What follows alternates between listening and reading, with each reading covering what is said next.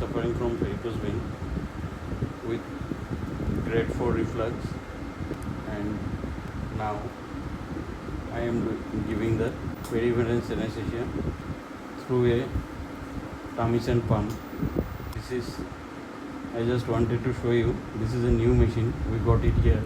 This machine have both the capabilities to ablate the varicose vein with microwave ablation, as well as by the same machine we can give the Tamisen anesthesia before the ablation. This machine just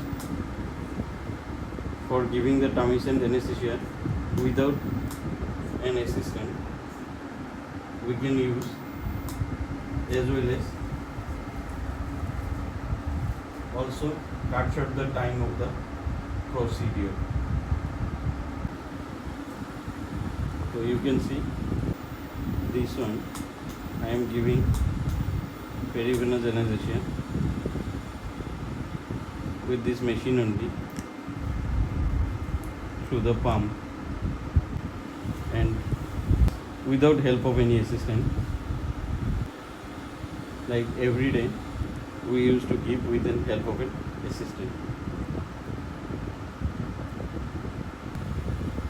আজি আমার এই almost 40 years age পেশেন্টজন varicose ভেইনৰ patient হয়।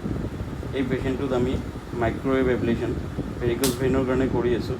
যদিও মই laser treatment পেশেন্টক বেছি advice কৰোঁ, লেজাৰ ট্ৰিটমেণ্টে সাকসেছ ৰেটটো বেছি ভাল বুলি সদায় কওঁ, তথাপি ফৰ সাম ৰিজনছ বিশেষ কৰি কেতিয়াবা কোনোবা পেশেন্টে আমাক মাইক্ৰৱেভ এব্লেশ্যন কৰিবৰ কথা কয়, কাৰণ তেওঁলোকে বহুত হস্পিটেলত যায়। অলৰেডি তেওঁলোকক কিছুমানে হয়তো ব্ৰিফ কৰে যে microwave is more better than laser, so the patient may sometimes ask for the microwave ablation.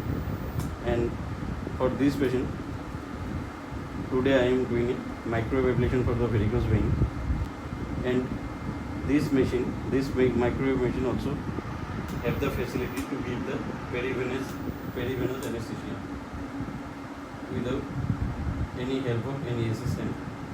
The Tamisen pump can be used by this machine, same machine of the microwave.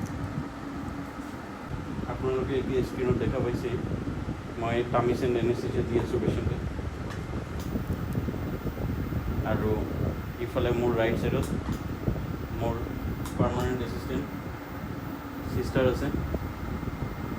আমি manually যেতিয়া দিওঁ she always help me, but তাইৰ হেল্পৰ বিনা মই পেৰিভেনাছ এনেস্থেচিয়া দিব নোৱাৰোঁ। কিন্তু আজি তাই ধুনীয়াকৈ থিয় হৈ আছে, তাই একো কৰি থকা নাই, কাৰণ আমি পেৰিভেনাছ এনেস্থেচিয়া মই বেছি দিব পাৰিছোঁ।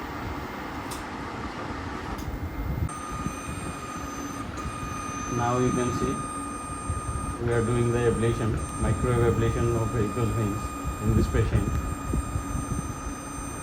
This nicely ablating. এতিয়া আপোনালোকে দেখা পাই আছে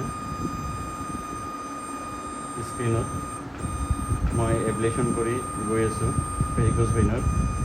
আজি কৰা পেশেণ্টটোক মই মাইক্ৰৱেভ এব্লেশ্যন কৰি আছোঁ, যদিও ফ্ৰিকুৱেণ্টলি মই লেজাৰ ট্ৰিটমেণ্ট কৰোঁ, কিন্তু মই কৈছোঁ কেতিয়াবা কিছুমান পেশেণ্টে হয়তো আমাক ইনচিষ্ট কৰে মাইক্ৰৱেভ কৰিবৰ কাৰণে।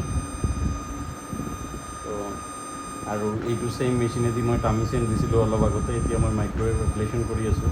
আৰু এই ছেইম Tamisen মেচিনেদি দিয়াৰ আৰু এটা সুবিধা হ'ল কি, কেতিয়াবা আমি কৰোঁতে হয়তো অকণমান এয়াৰ ইনজেক্ট হ'ব পাৰে যেতিয়া আমি বাই হেণ্ড পুছ কৰোঁ, কিন্তু মেচিনেদি দিলে এই সম্ভাৱনাটো একেবাৰে নোহোৱা হৈ যায়। Thank U.